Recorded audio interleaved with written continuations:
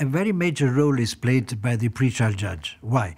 Because, first of all, he has to confirm the indictment. Confirm, or he may have some doubts, he may ask the prosecutor to revise, in a way, to strengthen the indictment and so on. But in the end, he should confirm the indictment and issue arrest warrants or summonses to appear, depending on what the prosecutor and the pre-trial judge decide to do. Then the pre-trial judge will request the prosecutor to pass on to the defense all the probative material, so evidence collected by the prosecution.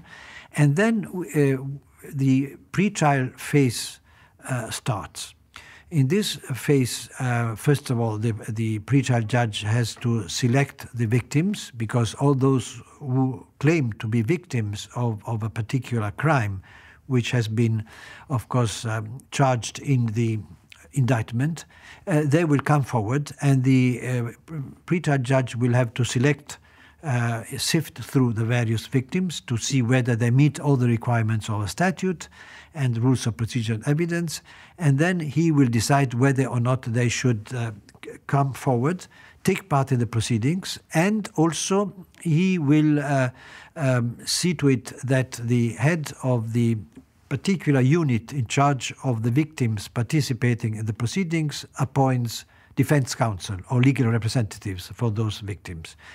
In this pre-trial phase, which should last between 4 and 6 months, there is an exchange of documents between the defense and the prosecution, and also pre-trial motions may be filed by, say, the defense. Those motions normally go to the trial chamber, or some of them may be already decided upon by the pre-trial judge. So therefore, at this stage already, the trial chamber comes in, and so a couple of months after the initiation of the whole proceedings, and may decide upon those motions, which are preliminary motions. Once all this stage has been gone through, then the trial proper starts. At that stage, of course, the trial chamber will go through the evidence,